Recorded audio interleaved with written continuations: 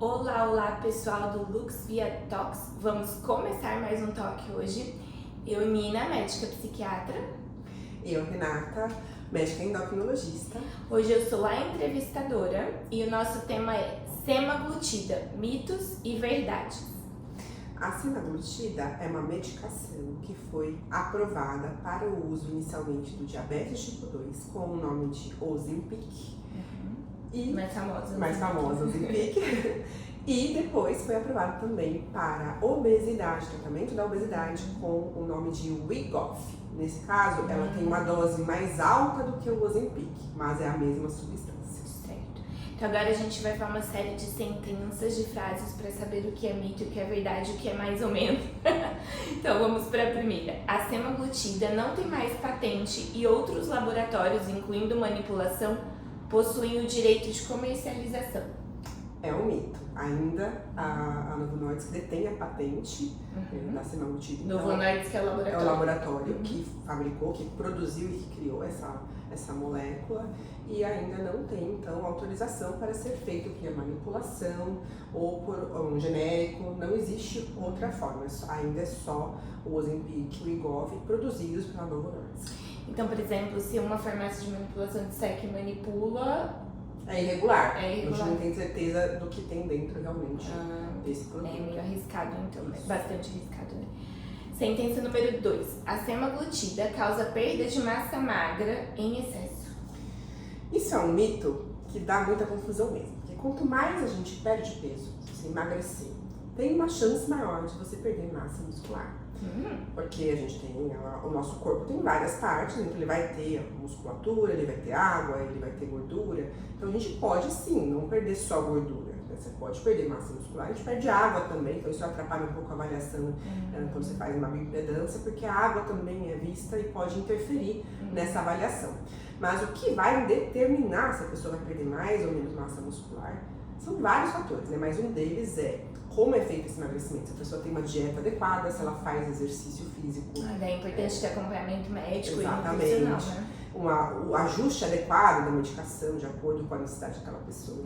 Existe o maior risco de se perder massa muscular quem usa a medicação sem acompanhamento, sem indicação adequada. Pessoas que já são magras e usam o medicamento têm mais chance de perder massa muscular também.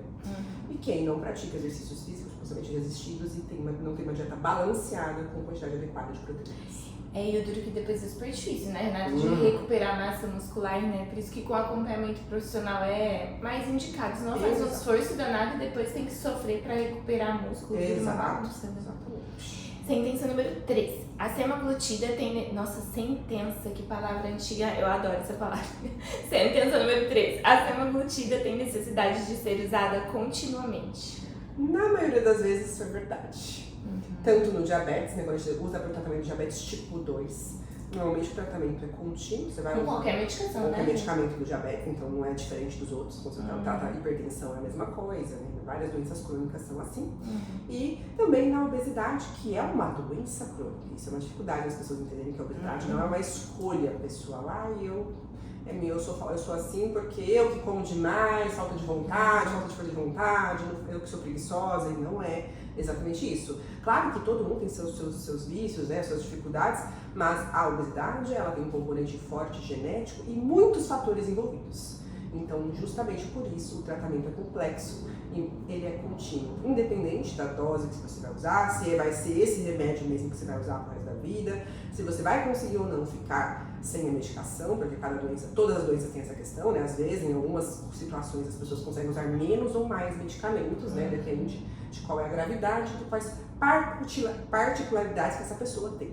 Mas entender que esse tratamento pode ser contínuo, isso não é um problema, não é uma condenação que a pessoa tem, não é perigoso, isso é importante. Porque foi feita, a medicação foi construída com essa intenção de poder ser usada continuamente, né? Muito bom.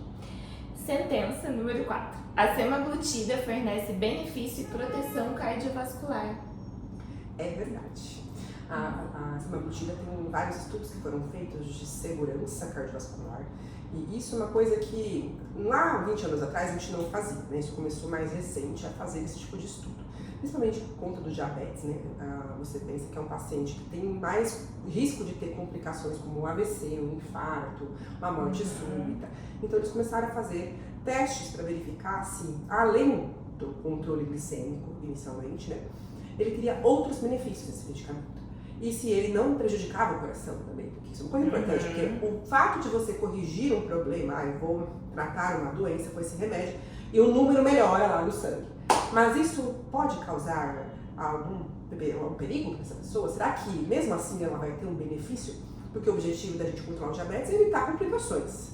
Então é importante a gente entender isso. Ou o medicamento não piora, né, não causa complicação, a gente chama de segurança, você não vai piorar uma coisa que você poderia ter se você não usasse o medicamento, então você não vai aumentar a chance de ter, ou ele diminui a chance, porque se ele aumentar a chance, ele não é um bom remédio. E aí, surpreendentemente, a medicação foi testada em pacientes gravíssimos, eles testaram em pacientes que já tiveram infarto, pacientes que já tiveram AVC, e viram que reduziu a chance de ter um novo evento. Isso traz mais segurança, né, pessoal, pra gente, esse tipo de estudo. Exatamente. E aí eles começaram a testar também em pessoas com obesidade e viram que também em pessoas que não tinham diabetes, pode ser pré-diabetes ou não tinham diabetes mesmo, nenhuma alteração, mas também reduziu o risco também de ter complicações nesse perfil de pacientes. Claro que, gente, isso foi testado em pessoas mais graves, pessoas que tinham obesidade de verdade, né? Lógico que a gente sabe que a medicação é segura, ela tem vários benefícios, mas não quer dizer que todo mundo vai experimentar a mesma redução de risco, porque uma pessoa que é mais saudável, ela tem menos risco, ela tem condições diferentes, então não vai ser tão fácil você perceber essa diferença. Mas só de saber que protege em casos graves já é sinal de que não vai trazer problemas em casos mais leves, não vai trazer prejuízo cardiovascular. Isso dá uma tranquilidade pra gente como médico e pra vocês como pacientes enorme. Exatamente. Inclusive a gente tem que agradecer, eu fiquei aqui pensando, né, os pacientes que se propõem a participar desses estudos, né, porque graças a eles que a gente descobre tanta coisa útil na medicina, são anos de estudos. As pessoas de fato, no geral, colaboram para que a ciência cresça, se desenvolva, né? Sentença número 5, a semaglutida aumenta o risco de pancreatite. Isso eu já ouvi falar bastante. Isso é um mito, né? Que bom, ainda bem! Que ótimo! A questão é assim, gente, quando você fala assim, a pessoa estava usando a Ozempic, o Wegovy, né, a semaglutida, e teve uma complicação, não significa que foi do medicamento. Porque, veja bem, as pessoas que têm diabetes, pessoas que têm obesidade, elas têm mais risco de terem uma série de complicações. Pela questão da doença em si. E a pancreatite é uma delas. O diabetes é fortemente associado com pancreatite. Muito. Então, você ter diabetes já tem mais chance. Então, às vezes, é uma associação que não é causal. E aí, como é que a gente consegue provar que não é causal? Você pega estudos controlados, realmente, que foram feitos comparando pessoas que achavam que estavam usando a medicação e não estavam, com outra que estava usando, vai seguir e vai ver se tem diferença. Controlando, por exemplo, se tem diabetes, a gente vai controlar igualmente os dois grupos, vai tentar fazer os dois ficarem controlados, mas com medicamentos diferentes, e você vê se tem diferença na evolução. E não tem. Não aumenta o risco de pancreatite quando você observa dessa forma. Isso que a Renata falou, pessoal, é esses ensaios clínicos duplo cego randomizados, esses palavrões que vocês ouvem por aí, que na verdade é um tipo de estudo o melhor que a gente pode ter, assim, para poder avaliar essa questão do impacto dos tratamentos, né, dos riscos. Então, de fato, são estudos de bastante qualidade, né, o máximo de qualidade que a gente como ciência consegue prover, né. E tem um ponto que também acontece com qualquer tipo de tratamento que emagrece. Quanto maior a perda de peso, né, a variação de peso, seja com cirurgia bariátrica, qualquer remédio que você utilizar, ou dieta mesmo sem medicamentos, se você conseguir, né, perder muito peso, que menos gente consegue, mas se conseguir, existe sim um risco de aumentar a chance de ter pedra na vesícula, por conta da variação do peso mesmo, todas essas questões metabólicas. E a pedra na vesícula é a principal causa de pancreatite. Ai, sim, nossa, infelizmente é muito comum. Por isso até que quando vocês, às vezes, tem diagnóstico de pedra na vesícula, a gente pede pra fazer algum procedimento, às vezes precisa retirar mesmo a vesícula, é mais seguro, porque a gente tem esse receio de evoluir para uma pancreatite. Então a gente pode monitorar, por isso que tem que passar no médico e fazer um acompanhamento médico quando usa. Mas é um risco maior mesmo, muito mais do que qualquer remédio. Exato. Então vamos lá. Sentença número 6. A gente vai viajar, puxa um assunto, leva outro, mas é que é tudo informação interessante. Sim. A semaglutida causa dependência. Isso Esse é um mito que muita gente acha que é verdade, né? Mas não esse eu posso garantir que é mito mesmo. Não tem como causar dependência no cérebro. Psiquiatra pode dizer que não causa. Sem chance. A semaglutida é tão interessante, é uma medicação que ela é um análogo, assim, ela é praticamente idêntica ao GLP-1, que é esse nome palavreado, né?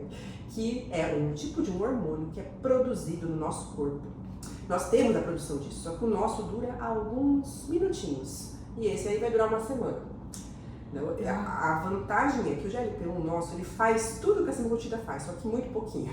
E aí a gente consegue um benefício prolongar o efeito, né? Mas justamente por isso, é uma medicação muito similar ao que nós temos no nosso próprio corpo. Então ela tem umas vantagens em relação a efeitos colaterais, principalmente nessa questão de dano cerebral. Porque, ao contrário, né, a gente vê que o GLP-1 tem efeitos benéficos, talvez até para o cérebro. Tem efeitos estudado por várias anti-inflamatórios, questões, né? Neurológicas e psiquiátricas. até pela redução de peso, claro, e por controle metabólico, mas também o efeito direto, tem efeitos, já mostrando o efeito da inflamação mesmo, né? Então é uma questão bacana nisso. Então, como é diferente de um remédio, uma substância, né? Você está pensando numa anfetamina, numa outra, não é a mesma coisa, né? Então, por isso que não causa essa dependência.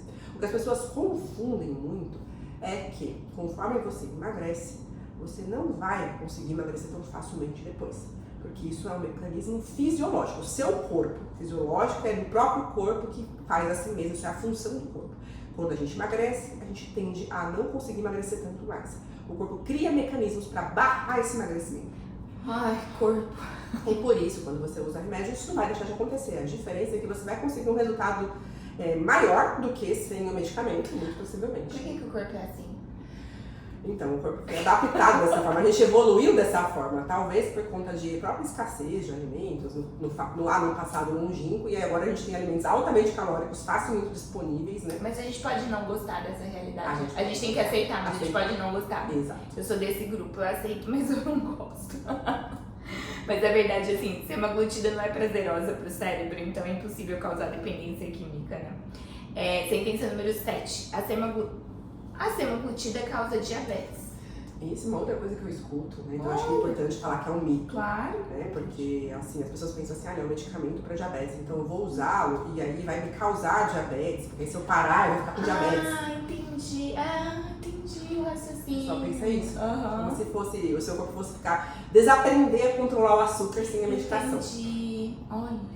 Nunca tinha pensado nisso, né? Mas a vantagem é que nem isso ele faz. Olha só, ele te ajuda a não ter diabetes. É o contrário. Ele reduz o risco das pessoas se tornarem diabéticas.